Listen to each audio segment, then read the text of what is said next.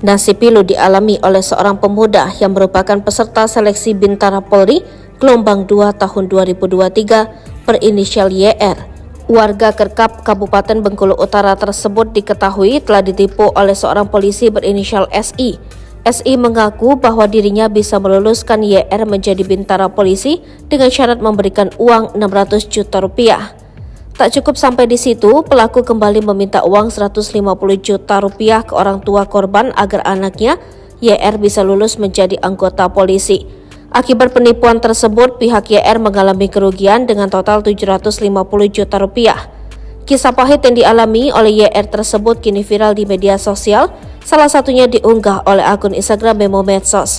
Dalam keterangan unggahan tersebut, YR menceritakan bahwa saat itu sedang berlangsung seleksi penerimaan Bintara Polri